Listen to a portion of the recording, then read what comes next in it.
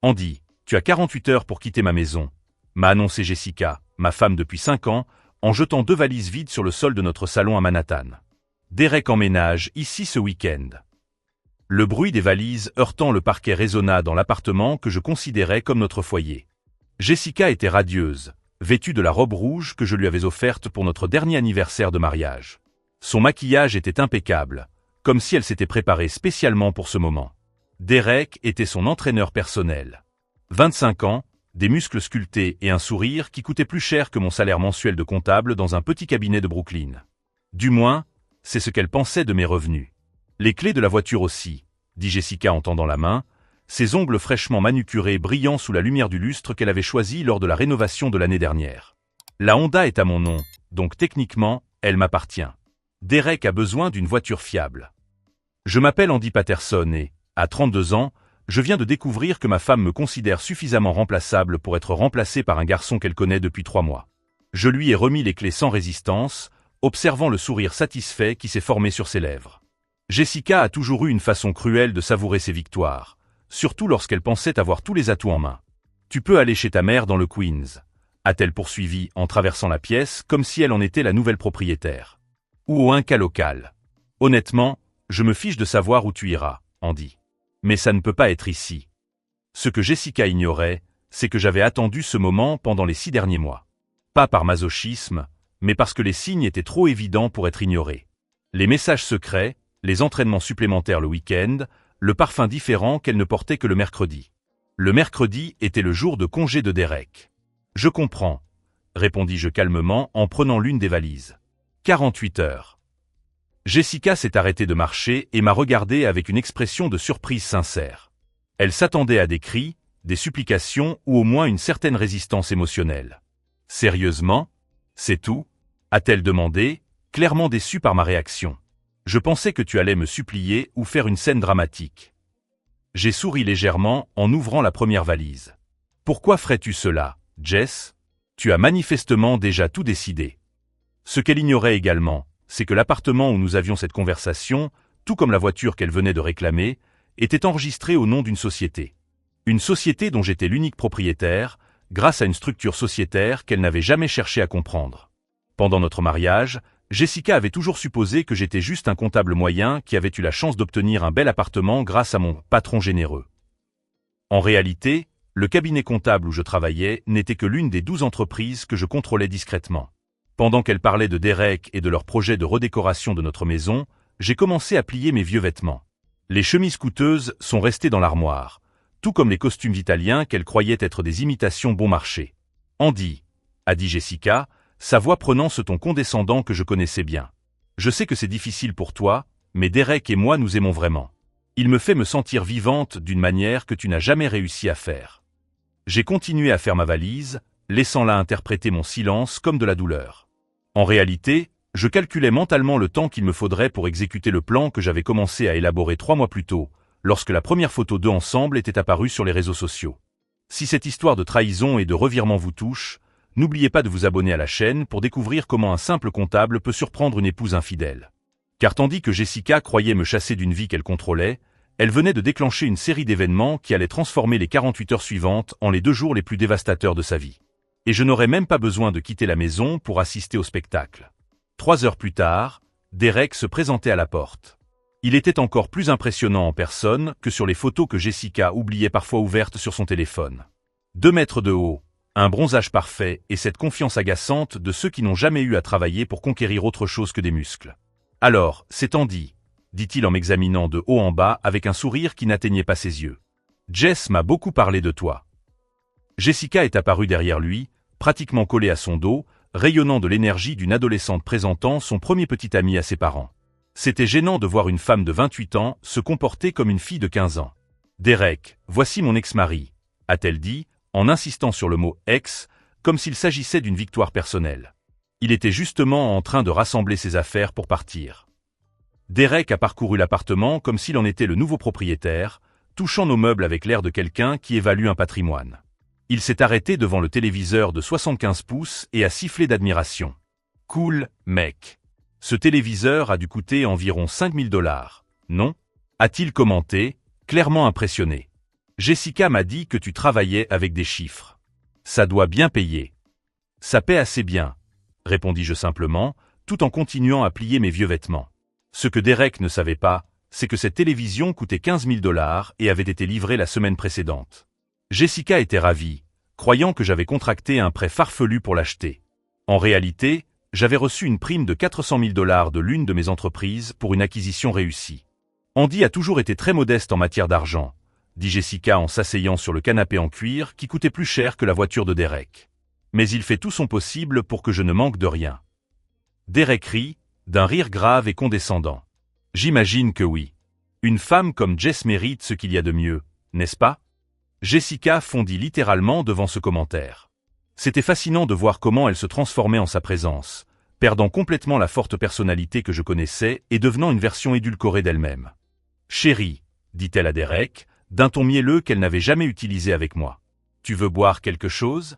Nous avons ce vin français hors de prix qu'Andy a acheté la semaine dernière. » Le vin français hors de prix était un Château Margaux à 1 200 $ que j'avais choisi pour notre anniversaire de mariage. Une soirée que Jessica avait annulée à la dernière minute parce que Derek avait besoin de soutien émotionnel après une dispute avec son ex-petite amie. « Bien sûr, chérie, » a répondu Derek en serrant Jessica dans ses bras pendant un moment qui m'a semblé interminable, étant donné que son mari était toujours dans la pièce. Pendant que Jessica allait chercher le vin, Derek s'est approché de moi. Son attitude a complètement changé, devenant plus agressive et territoriale. « Écoute, mec, m'a-t-il dit à voix basse, je sais que ça doit être difficile pour toi. Perdre une femme comme Jess au profit de quelqu'un comme moi. Mais c'est comme ça, tu comprends? Elle a besoin d'un vrai homme, pas de quelqu'un qui passe ses journées assis derrière un bureau à faire des calculs. » J'ai continué à plier un vieux t-shirt, en gardant une expression neutre. « Je comprends parfaitement. »« Tant mieux, » a poursuivi Derek, interprétant clairement mon calme comme de la soumission. « Parce que je ne veux pas de drame inutile. Jessica et moi avons de grands projets. Nous allons voyager, profiter de la vie. Elle mérite quelqu'un qui puisse lui offrir de l'aventure. » Jessica est revenue avec le vin et 2 verres, ne servant que pour elle et Derek. Le message était clair. J'étais déjà exclu de ma propre maison. Derek me parlait de leur voyage aux Bahamas, dit Jessica, les yeux brillants. Nous allons séjourner dans un hôtel 5 étoiles pendant une semaine entière. Avec son argent? Demandai-je avec désinvolture. Cette remarque créa un moment de tension intéressant. Derek sembla légèrement mal à l'aise, tandis que Jessica se montra sur la défensive. Derek a ses propres ressources, a-t-elle rapidement répondu. Il a une clientèle très exclusive. Bien sûr, ai-je répondu en fermant la première valise. Le coaching personnel pour les femmes riches doit être très bien rémunéré. Derek a fait un pas vers moi, les poings serrés. Fais attention à ce que tu dis, comptable. Jessica s'est rapidement interposée entre nous, mais pas pour me protéger. Pour protéger Derek d'une situation qui pourrait nuire à son image. Andy, s'il te plaît, a-t-elle dit. Ne rends pas les choses plus difficiles qu'elles ne le sont déjà. Ce qu'aucun d'eux n'avait remarqué, c'est que je venais de semer un petit grain de doute. Derek n'avait pas les moyens de s'offrir un voyage aux Bahamas. Jessica serait obligée de tout payer, et finirait par découvrir que l'homme pour lequel elle avait abandonné son mariage n'était qu'un beau parasite. Mais ce n'était que la première d'une longue série de découvertes désagréables qu'elle ferait au cours des 2 prochains jours. « Je vais finir de ranger la chambre », annonçai-je en prenant la 2e valise. « Super », dit Jessica, visiblement soulagée de me voir coopérer. Derek et moi allons commencer à planifier la redécoration. Nous voulons donner un aspect plus moderne à la maison. En montant les escaliers, j'entendis Derek dire qu'il voulait remplacer tous les meubles anciens par des meubles plus jeunes et plus amusants. Chaque pièce qu'il critiquait valait plus que son salaire annuel, mais Jessica approuvait tout avec enthousiasme. Dans la chambre, j'ai ouvert l'ordinateur portable que je gardais toujours caché dans l'armoire. Il y a 3 mois, lorsque les premiers soupçons concernant Jessica et Derek se sont confirmés, j'avais commencé à mettre en place certaines mesures de protection. La première consistait à documenter entièrement leur infidélité. Non pas par vengeance émotionnelle, mais pour me protéger juridiquement. Les photos, les messages et les justificatifs de dépenses étaient tous classés dans un dossier crypté. La deuxième consistait à restructurer complètement nos biens. Tout ce que Jessica considérait comme nous appartenant avait été transféré à des sociétés qu'elle ne connaissait pas. L'appartement, les voitures, même le compte bancaire qu'elle pensait que nous gérions ensemble. La troisième, et la plus importante, consistait à vérifier les antécédents de Derek. Les entraîneurs personnels qui trouvent rapidement des clientes riches ont généralement un profil type. Et Derek ne faisait pas exception. 2 ex-épouses, toutes 2 divorcées après des relations brèves mais financièrement dévastatrices. Un historique de dettes de jeu qu'il cachait soigneusement. Et une petite amie actuelle à Miami qui n'avait aucune idée qu'il était à New York en train de séduire des femmes mariées. Jessica croyait vivre une romance de cinéma. En réalité, elle était devenue la prochaine cible d'une liste de proies soigneusement sélectionnée. Et dans moins de 45 heures, lorsque les premières factures à son nom commenceraient à arriver, elle découvrirait exactement qui était Derek. Mais d'abord, elle devait découvrir qui j'étais vraiment. Le lendemain matin, je me suis réveillé au son des rires provenant de la cuisine. Jessica et Derek préparaient un petit déjeuner élaboré, utilisant notre vaisselle en porcelaine française qui coûtait 3 cents pièce. « Bonjour, Andy », dit Jessica avec un sourire radieux, comme si elle vivait la meilleure période de sa vie. Derek a fait des crêpes françaises. Tu devrais les goûter avant de partir. Derek ne portait qu'un pantalon de pyjama, exhibant délibérément son physique tout en remuant la pâte. Il était évident qu'il voulait m'intimider, mais l'effet était plus pathétique qu'intimidant. « Merci, mais je vais juste prendre un café », répondis-je d'un ton neutre. « En fait, » intervint Jessica, « Derek et moi avons discuté hier soir et nous avons décidé qu'il serait préférable que tu ailles à l'hôtel aujourd'hui. Nous voulons commencer à réorganiser l'espace et ta présence rend les choses inconfortables. » Derek a ri, approuvant clairement la cruauté désinvolte de la situation. « Ce n'est rien de personnel, mec. C'est juste que 2 personnes amoureuses ont besoin d'intimité. Tu comprends ? » Ce qu'il ne savait pas, c'est que j'avais passé toute la nuit à enquêter plus en profondeur sur Derek. Pas seulement sur son passé amoureux, mais aussi sur sa situation financière complète. Les résultats étaient encore plus intéressants que ce à quoi je m'attendais. Derek Thompson, 25 ans, avait déclaré un revenu de 42 000 $ l'année précédente. Mais au cours des 6 derniers mois, ses dépenses avaient dépassé les 100 000 $. Appartement à Miami, voiture de sport, vêtements de marque et voyages fréquents dans des villes où résidaient des femmes riches divorcées ou insatisfaites de leur mariage. Plus intéressant encore était la découverte qu'il avait des profils actifs sur 3 applications de rencontres différentes, toutes configurées pour rechercher des femmes de plus de 30 ans dans des codes postaux spécifiques. Des codes postaux connus pour concentrer des résidences haut de gamme. Jessica, ai-je commencé avec désinvolture en me servant mon café. Derek a mentionné hier le voyage aux Bahamas. Quand prévoyez-vous de partir ? Ses yeux se sont illuminés. La semaine prochaine. Derek a trouvé un resort incroyable à Nassau. 5 étoiles, vue sur l'océan, spa complet. Ça doit coûter cher, ai-je fait remarquer. Ça vaut chaque centime, a interrompu Derek en passant son bras autour de la taille de Jessica de manière possessive. Une femme comme Jess mérite ce qu'il y a de mieux. Jessica a pratiquement fondu à cette remarque. Derek est tellement attentionné. Il a dit qu'il s'occuperait de tous les détails. C'est romantique, ai-je répondu. Et combien coûte ce voyage ? Derek a semblé légèrement mal à l'aise face à cette question directe. Oh, seulement 15 000 $ pour une semaine. Ce n'est rien quand on est avec la bonne personne. 15 000 $. Plus d'un tiers du revenu annuel déclaré de Derek. Jessica ne semblait pas faire ce calcul, manifestement trop éblouie pour penser à des mathématiques élémentaires. Jessica, dit Derek en changeant rapidement de sujet, pourquoi ne montres-tu pas à Andy les idées que nous avons eues pour l'appartement ? Puisqu'il sort quand même. Jessica courut chercher sa tablette et revint avec une présentation complète de la rénovation. De nouveaux sols, des meubles modernes, une cuisine entièrement rénovée. Le budget initial qu'elle avait reçu était de 80 000 $. Derek a un goût impeccable en matière de design, expliqua-t-elle en montrant des images de meubles minimalistes très coûteux. Il a dit qu'il connaissait des fournisseurs qui pouvaient lui accorder des remises spéciales. Des fournisseurs qui recevraient probablement des commissions généreuses pour chaque vente réalisée par Derek. C'était un stratagème classique, convaincre la femme de dépenser son argent dans des rénovations inutiles tout en empochant un pourcentage sur chaque achat. Ça semble cher, ai-je commenté. Andy, a soupiré Jessica avec impatience, l'argent ne fait pas tout dans la vie. Derek m'a appris à vivre un peu, à profiter de ce que j'ai. Ce qu'elle avait, c'était un compte d'épargne de 230 000 $ qu'elle avait hérité de ses grands-parents, plus l'appartement qu'elle estimait valoir 400 000 $ sur le marché actuel. Dans l'esprit de Derek, elle représentait potentiellement plus d'un demi-million de dollars en liquidité. Tu as raison, ai-je acquiescé. La vie est faite pour être vécue. Derek a souri, interprétant mon accord comme une acceptation de la défaite. Exactement, mec. Certaines personnes comprennent cela, d'autres restent coincés dans des feuilles de calcul et des chiffres tout le temps. C'est à ce moment-là que j'ai pris ma décision. Non seulement de me venger de Jessica pour sa trahison et son humiliation, mais aussi de la protéger d'une situation qu'elle était incapable de reconnaître. Derek n'était pas seulement un opportuniste romantique, c'était un prédateur financier systématique. Pendant qu'il continuait à planifier leur rénovation extravagante, je suis monté discrètement dans ma chambre et j'ai appelé Marcus Chen, un détective privé auquel j'avais déjà fait appel dans des situations délicates au sein de l'entreprise. « Marcus, j'ai besoin d'une faveur urgente », ai-je dit à voix basse. « Je veux un rapport complet sur Derek Thompson.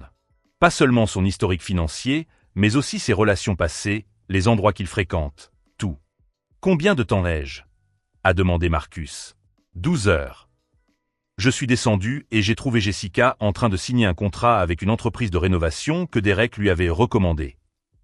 Elle était tellement enthousiaste qu'elle n'avait même pas lu les conditions, se fiant entièrement à son avis. « Jessica, ai-je dit doucement, tu ne veux pas qu'un avocat examine ça avant ?» Derek s'est rapidement interposé entre nous. « Andy, mec, tu es trop prudent. Ce n'est qu'une rénovation, pas une fusion d'entreprise. » « Bien sûr, » a acquiescé Jessica, visiblement agacée par mon intervention. Derek connaît ces gens depuis des années. Il travaille pour tous ses clients. Tous ses clients. Des femmes riches qui ont probablement payé des rénovations hors de prix, tandis que Derek touchait des commissions substantielles de la part des prestataires de services. « Je comprends », ai-je dit en reculant. Désolé de m'être immiscé. Derek sourit triomphalement, interprétant mon retrait comme une capitulation définitive. Jessica signa le contrat d'un geste fier, officialisant un engagement de 60 000 $ pour des rénovations qui auraient pu coûter moitié moins cher avec d'autres professionnels.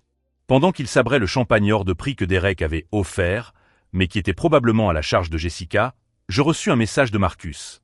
Information préliminaire déjà disponible. Tu vas vouloir voir ça immédiatement. Je suis monté dans ma chambre et j'ai ouvert le fichier que Marcus m'avait envoyé. La première photo m'a fait éclater de rire. Derek, vêtu exactement des mêmes habits que ceux qu'il portait actuellement, dans un restaurant romantique de Chicago, 3 mois auparavant. De l'autre côté de la table, une femme blonde d'une quarantaine d'années, clairement enchantée par son attention. La légende disait « Derek Thompson avec Margaret Walsh, héritière d'une chaîne de restaurants, 2 semaines avant que son divorce ne soit prononcé. » J'ai fait défiler la page et j'ai trouvé d'autres photos. Derek à Miami avec une brune élégante. Derek à Boston avec une rousse sophistiquée. Toujours le même schéma, des femmes bien habillées, visiblement riches, toutes visiblement amoureuses de son attention. Le rapport révélait que Derek avait fréquenté cette femme au cours des 2 dernières années. Toutes divorcées ou en instance de séparation. Toutes disposant d'un patrimoine substantiel. Toutes découvrant finalement qu'il avait disparu après avoir épuisé leurs ressources émotionnelles et financières. Margaret Walsh avait perdu 120 000 $ dans des investissements que Derek lui avait recommandés. Des entreprises qui n'existaient que sur le papier, gérées par des complices qui partageaient les bénéfices avec lui. Sandra Miller, de Miami, avait financé une entreprise de compléments alimentaires, de Derek à hauteur de 80 000 $. Cette entreprise n'a jamais existé, mais Derek a utilisé l'argent pour louer l'appartement de luxe où il emmenait probablement ses prochaines victimes. Il y avait un schéma clair. Derek identifiait des femmes vulnérables disposant de ressources, créait une relation amoureuse intense, obtenait l'accès à leurs finances grâce à de petits prêts et opportunités d'investissement, puis disparaissait lorsque les ressources s'épuisaient ou qu'elle commençait à poser des questions difficiles. Jessica suivait exactement le même scénario. La romance est claire, les dépenses extravagantes financées par elle, les projets qui nécessitaient des investissements, la pression pour prendre des décisions rapides sans consultation externe. Mais cette fois, Derek avait choisi la mauvaise femme. Parce que Jessica n'était pas seulement une femme riche et vulnérable. Elle était l'épouse de quelqu'un qui venait de découvrir exactement comment détruire les prédateurs financiers sans laisser de traces. Mon téléphone a sonné. Jessica m'appelait depuis l'étage inférieur. Andy, Derek et moi allons sortir déjeuner, puis faire des courses pour l'appartement. À notre retour, nous espérons que vos affaires auront disparu d'ici. Pas de problème, ai-je répondu calmement. Profitez bien de votre déjeuner.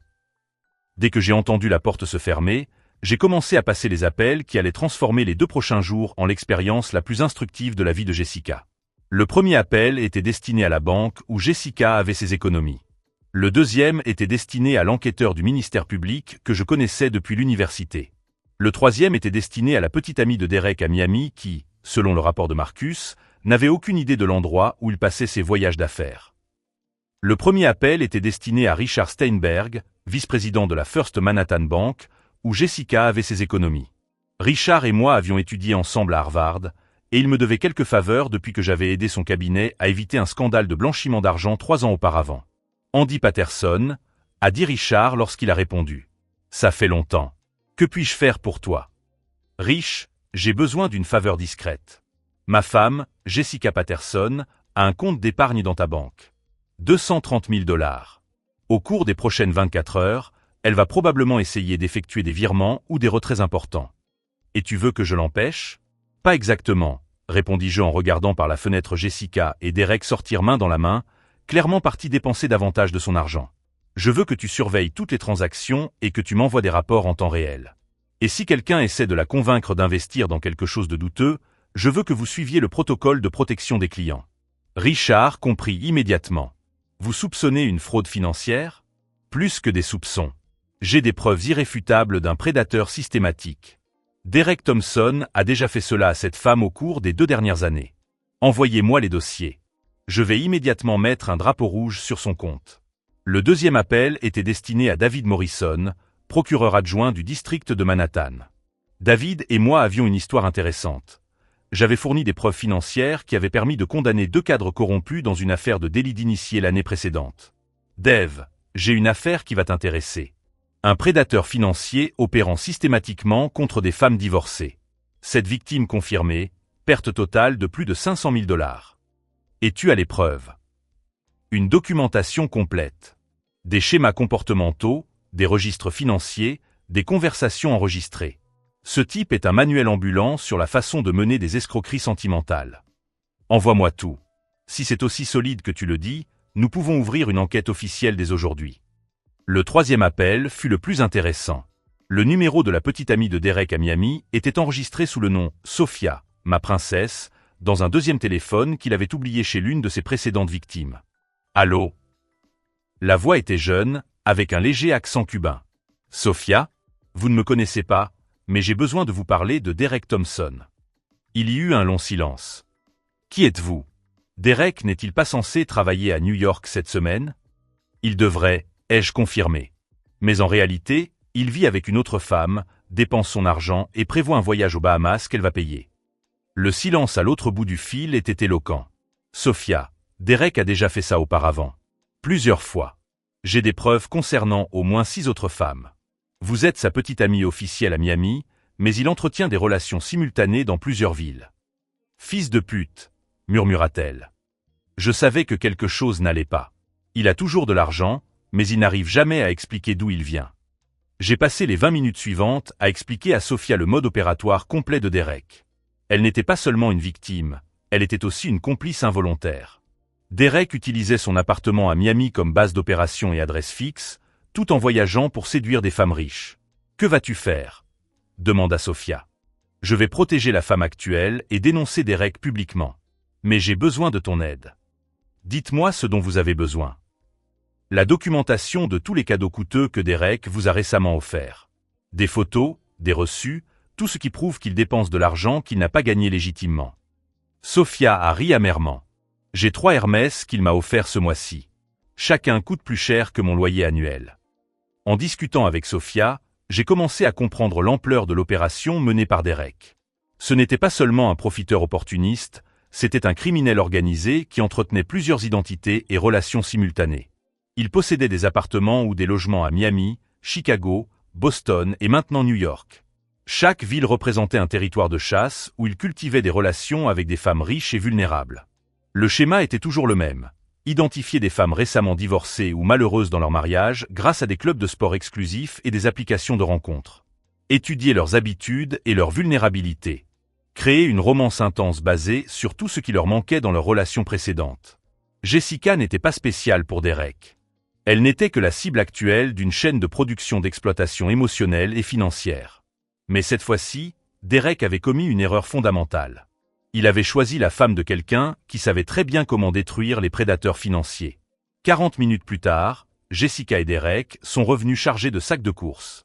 J'ai entendu Jessica expliquer avec enthousiasme les meubles qu'elle avait commandés pour l'appartement et la liste des travaux de rénovation que Derek avait aidé à planifier.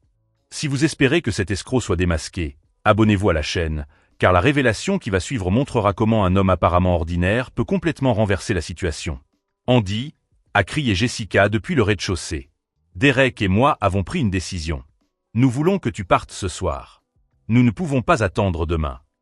En descendant les escaliers, j'ai trouvé Derek installé sur mon canapé comme s'il était chez lui, en train de boire du whisky à $100 provenant de ma collection personnelle. Mec, dit Derek, visiblement très à l'aise, Jess et moi avons discuté.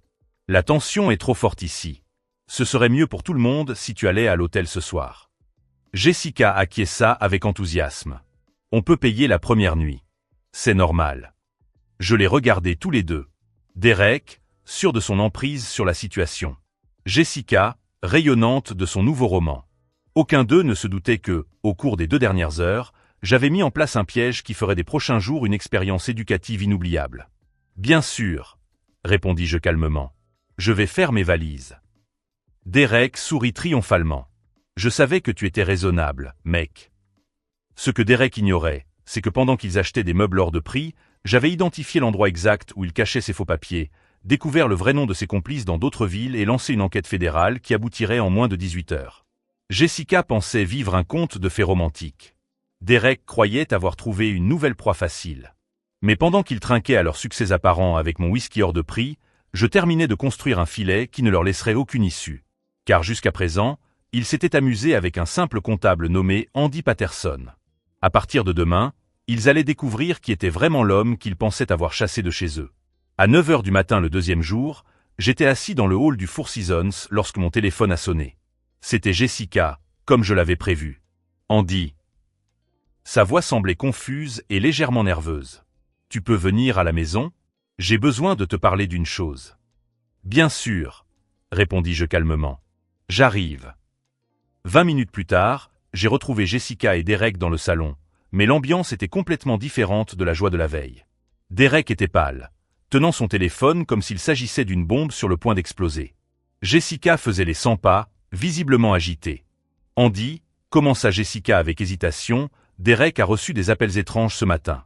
Des gens qui disaient qu'il avait fait des choses terribles à d'autres femmes. Derek me lança un regard meurtrier. Quelqu'un répand des mensonges à mon sujet. Ils ont appelé ma cliente de Boston, mon ex-petite amie de Miami. Quelqu'un essaie de me saboter. Je m'assis tranquillement sur le canapé, observant Derek commencer à transpirer visiblement. Quel genre d'appel? Des calomnies, cracha Derek. Ils disent que je suis une sorte d'escroc, que je vole l'argent des femmes. Tout ça, c'est des mensonges, mec. Jessica cessa de faire les 100 pas, Andy. Tu n'aurais pas fait une chose pareille, n'est-ce pas? Sa question était presque comique. Croyait-elle vraiment que moi, le comptable moyen qu'elle avait chassé de chez elle, j'avais les ressources ou les relations nécessaires pour orchestrer quelque chose d'aussi élaboré? Pourquoi ferais-je cela? Demandai-je avec une curiosité sincère. Derek se détendit légèrement, interprétant ma réponse comme un signe d'innocence. C'est vrai, Jess. Andy n'a pas ce genre d'influence. C'est à ce moment-là que mon téléphone a sonné. Richard Steinberg est apparu à l'écran. J'ai délibérément répondu en mode main libre. Andy, c'est Rich de First Manhattan. Nous avons un problème. Madame Patterson a tenté de transférer $60 000 sur un compte au nom de Derek Thompson ce matin. Notre système a signalé une possible fraude. Le silence dans la pièce était total. Jessica fixait le téléphone, essayant de comprendre pourquoi le vice-président de l'une des plus grandes banques de Manhattan connaissait mon nom. Quel type de signalement? Ai-je demandé de manière professionnelle. Derek Thompson fait l'objet d'une enquête fédérale pour fraude sentimentale dans plusieurs juridictions. Le FBI a émis une alerte à son sujet hier soir. Nous avons bloqué le virement et l'avons signalé aux autorités compétentes. Derek a essayé de m'arracher le téléphone des mains. C'est un coup monté. Ce virement était pour notre voyage. Monsieur Thompson, a poursuivi Richard dans le haut-parleur, je vous recommande de consulter immédiatement un avocat. Les agents fédéraux veulent vous interroger au sujet de Margaret Walsh, Sandra Miller et 6 autres femmes. Derek est devenu blanc comme un linge. C'étaient exactement les noms des victimes précédentes que Marcus avait identifiées. Jessica regardait tour à tour Derek et le téléphone. Andy, comment la banque connaît-elle votre nom? Pourquoi vous ont-ils appelé directement? Avant que je puisse répondre, la sonnette a retenti. À travers la fenêtre, nous avons vu 2 hommes en costume sombre à la porte. Le FBI, sans aucun doute. Derek paniqua complètement. Jessica, écoute, je peux tout expliquer. Ces femmes, elles essayaient de me piéger. Ce n'est pas ce que tu crois. Alors c'est vrai, murmura Jessica, la réalité finissant par prendre le pas sur son fantasme romantique. Tu as vraiment fait ça à d'autres femmes. Chérie, tu dois comprendre. Derek était désespéré à présent. Avec toi, c'est différent. Je t'aime vraiment. Les autres, c'était juste des affaires. La froideur avec laquelle il prononça le mot « affaire » à propos des femmes qu'il avait séduites et volées fit physiquement reculer Jessica. Pour la première fois, elle voyait Derek sans les lunettes roses de la romance. J'ai ouvert la porte aux agents fédéraux. Agent Martinez, agent Chen. Derek Thompson est ici. Comment connaissez-vous leur nom? Demanda Jessica, la voix montant d'un octave. L'agent Martinez s'adressa directement à moi. Monsieur Patterson, merci de votre coopération dans cette enquête. Vos informations ont été cruciales pour monter le dossier. Derek a enfin compris. Il m'a regardé avec un mélange de haine et d'incrédulité. Vous, c'est vous qui avez tout manigancé. Manigancé? Ai-je répété calmement. Je n'ai fait que signaler des activités criminelles aux autorités compétentes. Le reste est la conséquence naturelle de ses propres actes. Les agents ont montré leurs insignes. Derek Thompson, vous êtes en état d'arrestation pour suspicion de fraude électronique, blanchiment d'argent et complot en vue de commettre un vol d'identité. Pendant qu'il passait les menottes à Derek, il criait à Jessica, « Chérie, c'est un malentendu. Ne m'abandonne pas maintenant. » Mais Jessica s'était éloignée dans un coin de la pièce, réalisant clairement qu'elle avait presque consacré toute sa vie à un criminel professionnel. Après le départ des agents avec Derek, Jessica s'est tournée vers moi. Des larmes coulaient sur son visage, mais ce n'étaient pas des larmes de tristesse. C'étaient des larmes de choc et d'humiliation. « Andy, murmura-t-elle, je ne comprends rien. Comment savais-tu pour Derek? Comment es-tu en contact avec le FBI? Avec la banque? » Je me suis approché de la fenêtre et j'ai regardé la voiture du FBI s'éloigner avec Derek sur la banquette arrière. Jessica, au cours de nos 5 dernières années de mariage, tu ne m'as jamais posé de questions sur mon vrai travail. Tu as supposé que j'étais un simple comptable parce que c'était plus confortable pour toi de le croire. Ton vrai travail.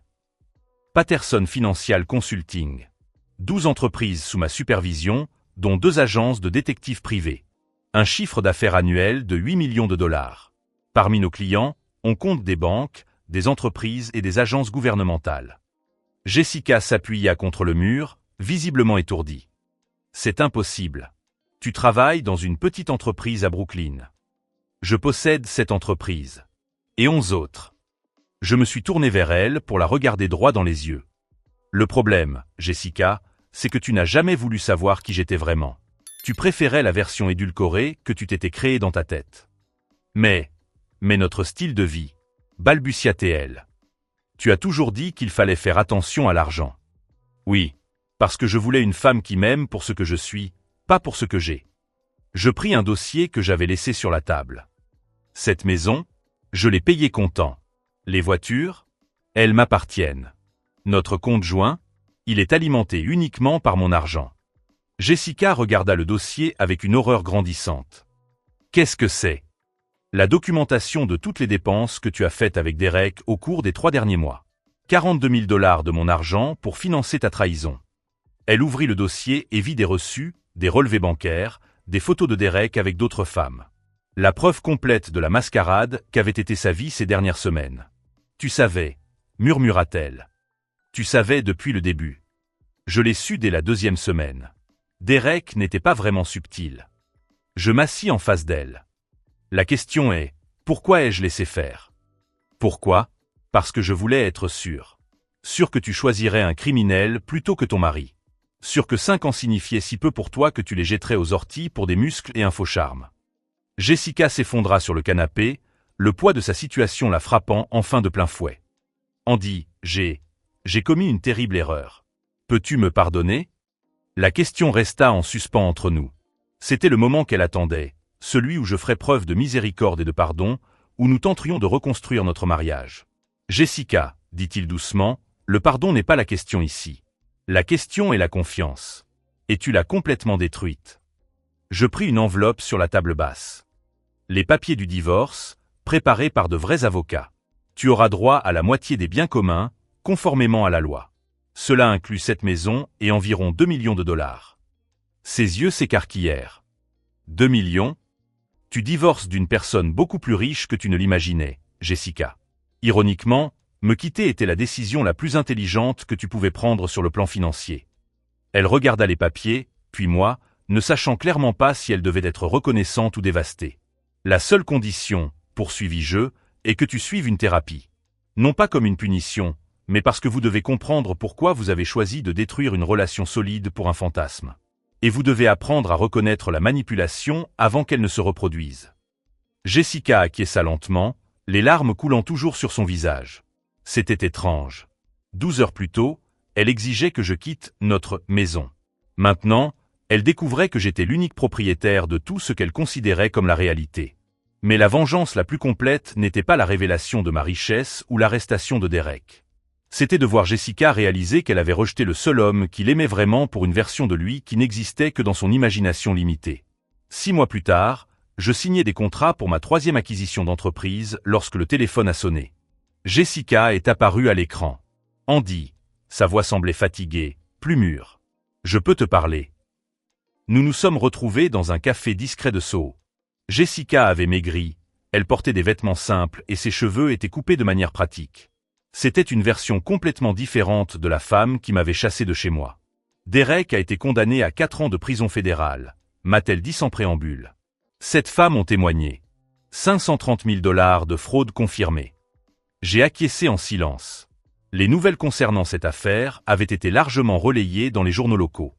Derek était devenu l'exemple parfait de la manière dont les prédateurs romantiques opéraient dans les grandes villes. J'ai presque tout perdu, a poursuivi Jessica en remuant nerveusement le sucre. Les rénovations qu'il m'avait recommandées étaient hors de prix. Les investissements qu'il m'avait suggérés étaient des arnaques. Même la bague de fiançailles qu'il m'avait offerte était fausse. Je suis désolé, ai-je répondu sincèrement. Non, a-t-elle répondu en secouant la tête. Tu m'as sauvé. Si vous n'aviez pas dénoncé Derek, j'aurais perdu bien plus. Le silence s'installa entre nous. Jessica regardait par la fenêtre, cherchant clairement ses mots. Andy, j'ai une question à vous poser. Pourquoi m'avez-vous protégé? Après tout ce que j'ai fait, pourquoi avez-vous veillé à ce que j'obtienne ma part dans le divorce? C'était une question légitime. La réponse était compliquée. Parce que la trahison ne justifie pas la destruction totale, ai-je expliqué. Tu as commis une terrible erreur, mais cela ne signifie pas que tu méritais d'être victime d'un criminel. Jessica acquiesça lentement. La thérapie m'a aidé à comprendre beaucoup de choses. Sur moi, sur les raisons qui m'ont poussé à faire les choix que j'ai faits. Elle marqua une pause. J'ai découvert que j'avais toujours recherché la validation extérieure. Derek me faisait me sentir spécial d'une manière que je n'avais jamais connue auparavant. Et maintenant, j'apprends à me sentir complète toute seule. J'ai un emploi dans une galerie d'art, un petit appartement, mais c'est le mien.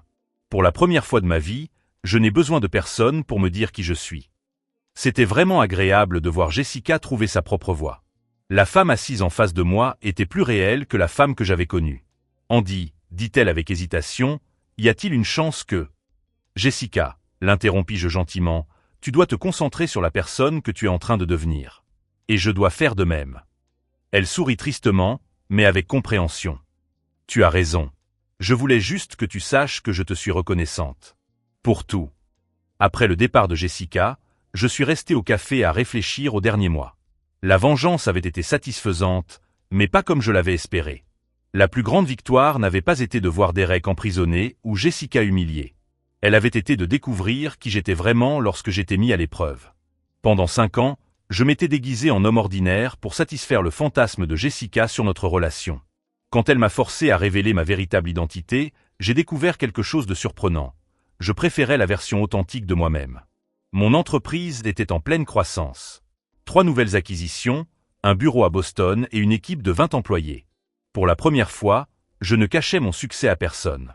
Plus important encore, j'avais commencé à sortir avec Sarah, une avocate qui connaissait ma situation financière dès notre première rencontre et qui n'était ni impressionnée ni intimidée par celle-ci. Elle m'aimait pour ce que j'étais, pas pour ce que je possédais ou prétendais posséder. La leçon la plus précieuse que j'ai apprise était simple. Ne vous rabaissez jamais pour vous conformer à la vision limitée que quelqu'un a de vous. Jessica me voyait comme un comptable ordinaire parce qu'il était plus confortable pour elle de croire cela. Derek la voyait comme une proie facile parce qu'il projetait ses propres besoins sur elle. Tous deux ont payé le prix de leurs préjugés. Quant à Derek, j'ai entendu dire qu'il purgeait sa peine dans une prison fédérale dans le nord de l'État de New York. Apparemment, il s'est découvert une vocation pour enseigner la lecture et l'écriture à d'autres détenus. Parfois, la conséquence la plus transformatrice n'est pas la punition, mais l'occasion forcée de réfléchir sur soi-même. Si cette histoire d'identité cachée et de justice poétique vous a touché, abonnez-vous à la chaîne. Nous avons des dizaines d'histoires sur des personnes qui ont été sous-estimées et qui ont complètement renversé la situation. La dernière fois que je suis passé devant notre ancienne maison, j'ai vu qu'elle était à nouveau en rénovation. Nouvelle famille, nouveaux rêves, nouvelle chance de bonheur authentique. Et moi? Eh bien, j'étais en route pour l'aéroport pour un voyage d'affaires à Londres, où j'allais ouvrir mon premier bureau international. Parfois, la plus grande vengeance n'est pas de détruire ceux qui vous ont sous-estimé, mais simplement de leur prouver qu'ils n'ont jamais connu votre véritable potentiel.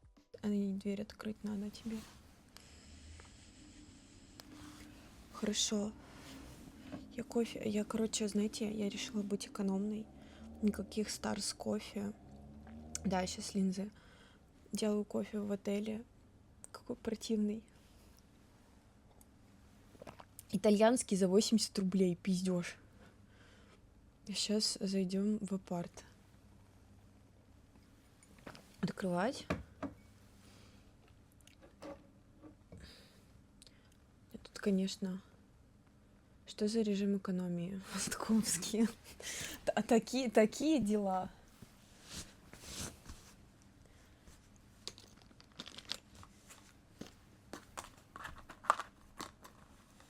Так, ладно.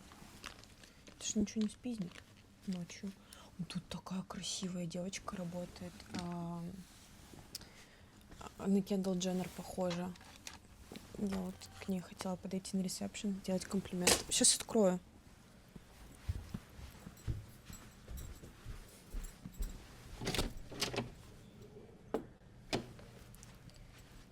И где ты? Не получилось. Не, второй раз не получится. Под дверью меня пугать.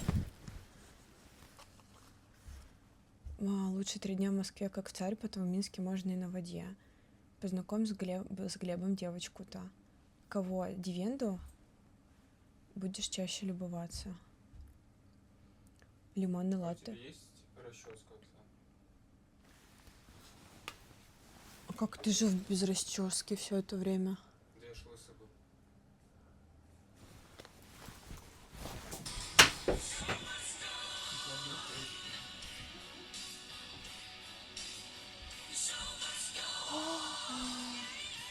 Спасибо! Спасибо большое, Востковский. Спасибо.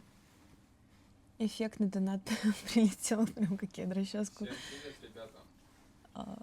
Ты там особо не увлекайся моей расческой, пожалуйста. Да она волосатая вся расческа твоя. Нормальная расческа. Волосатая. Ну вот ты покажи ребятам. Иди теперь мой. Что мой? Там твои волосы. Покажи нам девушку с ресепшена. Глеб, а слушай, а ты сейчас не видел на ресепшене, она работает? Нет, не было ее. Ее не было? Нету ее. Так что, ты хочешь, чтобы я уже выходила? Ну надо, сейчас Азамат уже подъедет, судя по тому, что писал тролль. Там холодно. Нужен ее номер. Заселяйтесь в отель Наумов. Блин, это какой-то кринж. Я же сняла 2 номера, получается, для Глеба себе, и бронь была до воскресенья. И оплата, то есть до воскресенья. Но я сказала, что я, скорее всего, уеду. То есть, в принципе, если карточку я завтра подам, мне ее в четверг дадут. Я надеюсь. Они такие говорят: а решайте, пожалуйста, сайтом, на котором вы бронировали.